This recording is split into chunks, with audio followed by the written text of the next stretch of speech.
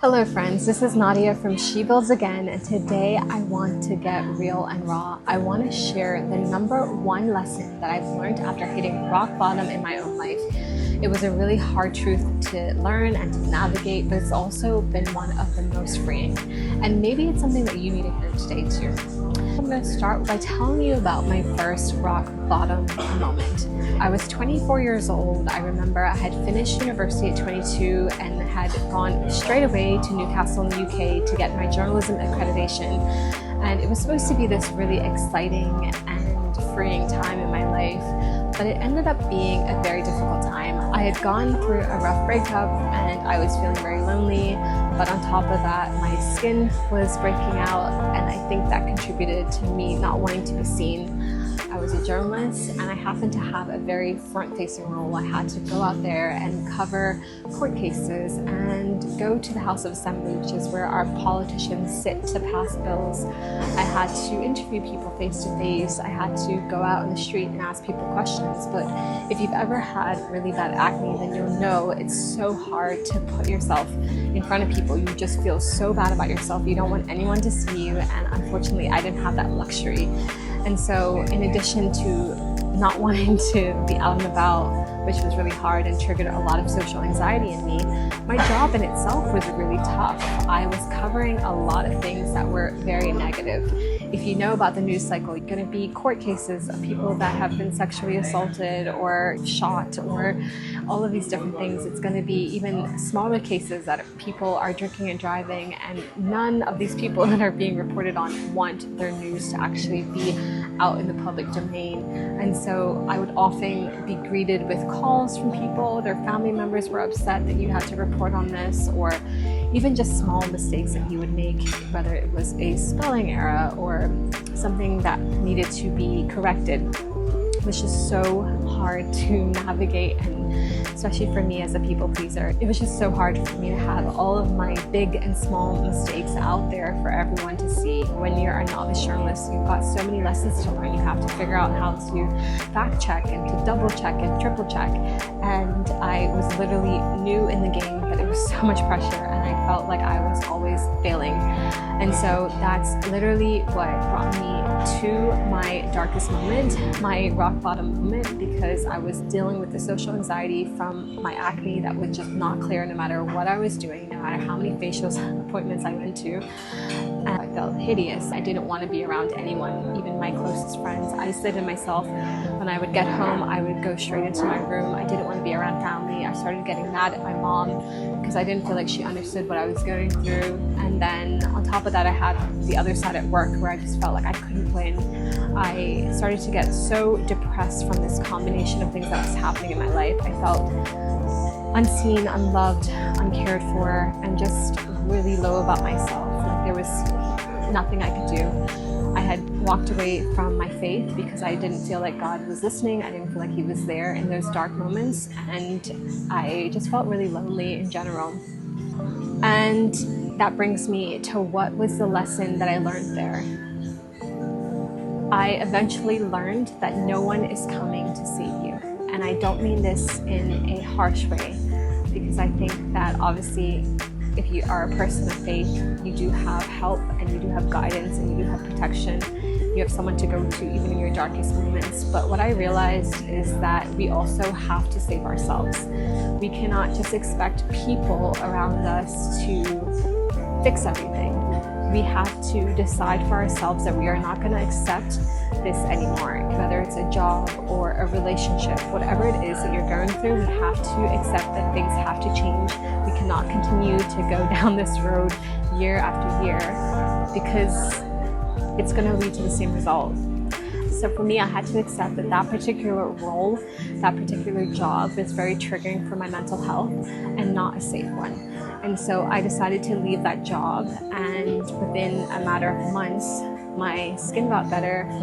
Yes, I was trying different things, and I think that those products definitely contributed. But I also believe that getting yourself out of an environment that doesn't feel like the right one, whether it's a toxic workplace or whatever the case may be, is so important as well.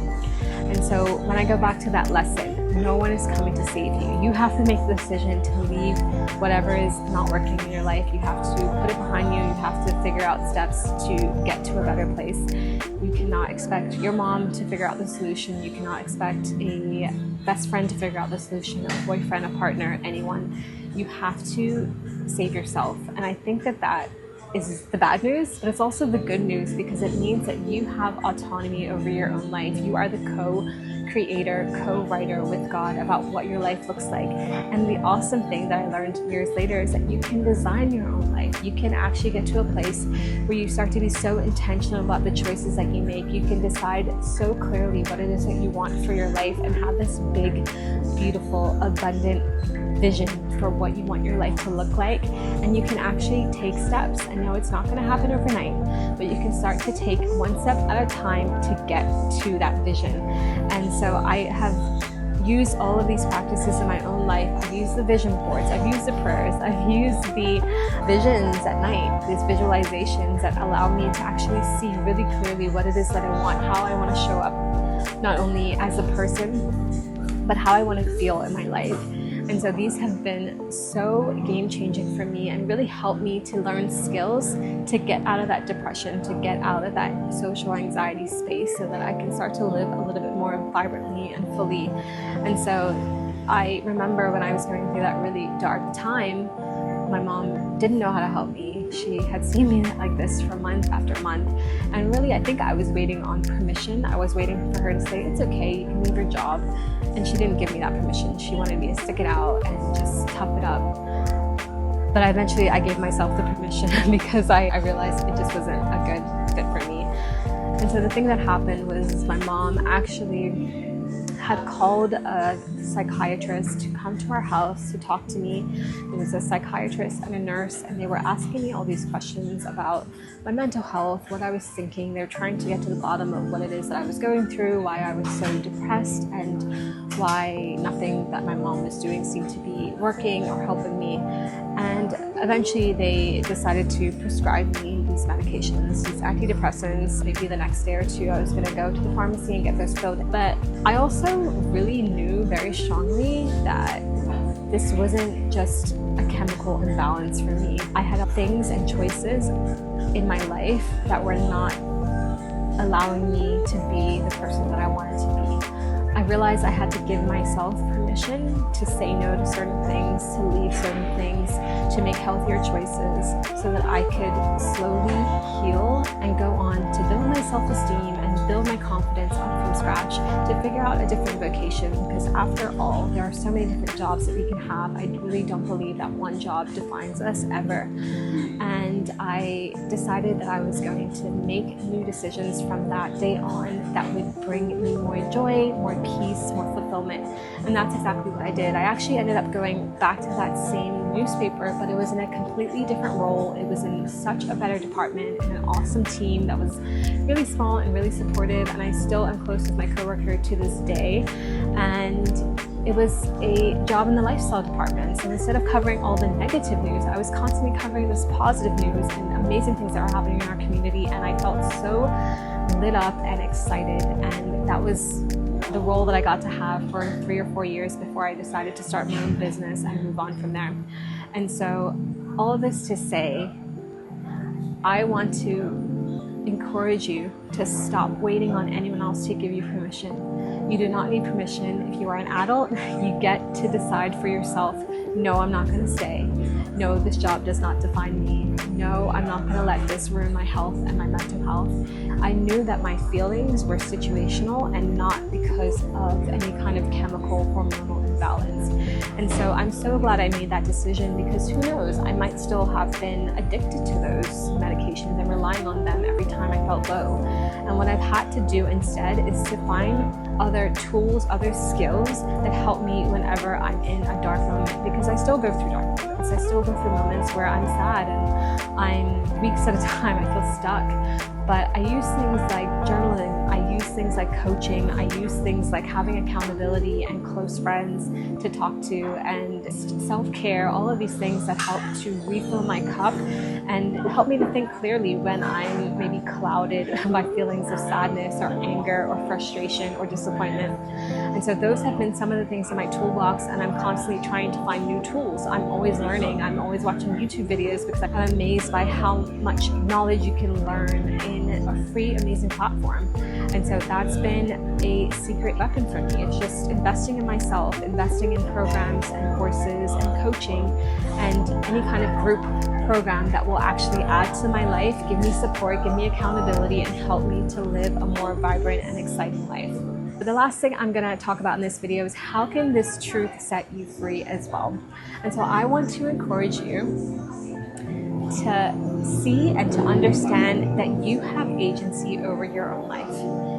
You get to write the story. The pen is in your hand. No one else is making you stay in a relationship, stay in a job you don't like, stay in a situation that is bringing you down, stay in a toxic environment. You get to decide. I know that these things are not always easy when you do make a decision, and it's going to come with consequences and hard things that are going to follow, but you get to decide for yourself that you want better for your life, and you get to walk that out, and you get to live with that conviction and to make better choices and to know that you are worthy of a good, amazing, beautiful, abundant, fulfilled life. And so I really want to encourage you to make the decision for yourself as to what you want your life to look like, and to have the courage to walk it out, to have the strength to just be consistent and to keep going even when times get tough.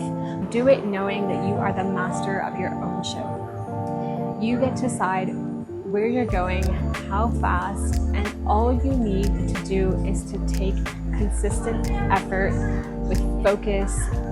And if you're someone who doesn't even know what it is that you want, I really do encourage you to start to partner with God on that. Start to take out a pen and a paper, and every day start to ask yourself questions. Start to get to know yourself. What are your interests? What are your skills? What are your passions?